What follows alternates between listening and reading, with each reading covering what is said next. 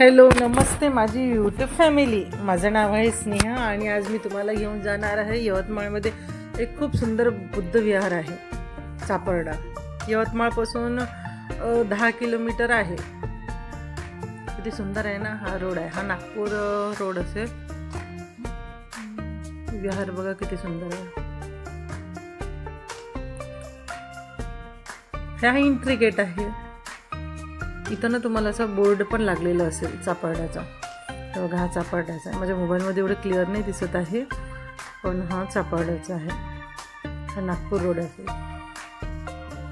हा यवतमाळवरून सरळ निघाले तरी तुम्हाला हा रस्त्यात भेटून जाईल।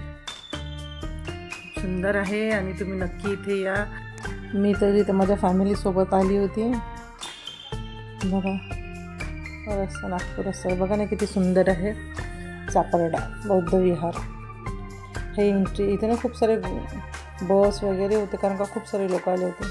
हे एंट्री गेट आहे आणि इथे ना तुम्हाला 10 वाली पावती फाडावी लागेल। पहिली पावती वगैरे नव्हती, पण आता हा नवीन काहीतरी पद्धत काढली असेल। इथं आम्ही ना 4 पावती घेतल्या होत्या कारण का आई बाबा मी माझी मुलगी आणि माझा भाऊ हिने एंट्री केले नाही। तर 2 डायनोसॉर इथे फोटो वगैरे काढायला खूप सुंदर आहे। खूप सुंदर फोटोशूट वगैरे करता येईल तुम्हाला। आम्ही तर भरपूर काढले आणि मग इथून आतमध्ये जायचं। हे बघा इथे ना खूप सारे तुम्हाला आवाहन, संकल्प, भिक्षूबद्दल माहिती आणि हा संकल्प कसा आहे, कोणी बनवला, याची सगळे पुरेपूर माहिती इथे तुम्हाला भेटेल। ट्रेडिशनल खूप सुंदर आहे। हे मेडिटेशन हॉल आहे, तुम्ही इथं राहू शकता। इथं खायची प्यायची राहायची व्यवस्था सगळी खूप चांगल्या पद्धतीने केलेली आहे। आणि इथे तुम्हाला जर काही खरेदी करायचं असेल, मूर्ती, पुस्तक, बाबासाहेबाचं, गौतम बुद्धाचं, इथं सगळं आहे। हे बघा किती सुंदर आहे ना। हे मी तुम्हाला आता जरासं फास्टमध्ये दाखवते कारण का व्हिडिओ खूप लांब होईल ना, त्याच्यामुळे। इथे तर आम्ही भरपूर सारे फोटोशूट केले आणि बघा किती सुंदर मूर्ती आहे।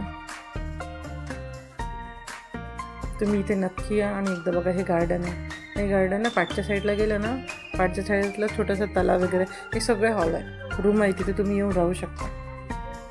हे छोटे डायनोसॉर बघा पाठीमागं। इथे पण बांधकाम चालू आहे अजून, इथं अजून काहीतरी खूप सुंदर होणार आहे। इथे पाण्याची व्यवस्था पण आहे। हे बघा खूप सुंदर आहे आणि खूप मोठं आहे।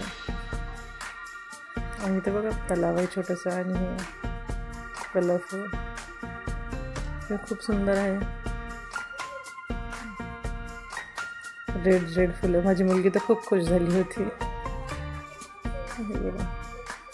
आणि ते छोटे डक होते, पण आता ते नाही आहे, बाहेर आहेत, ते पाण्यामध्ये नाही आहे पण बाहेर आहेत। मला माझा व्हिडिओ आवडला असेल तर नक्की लाईक सबस्क्राईब करा।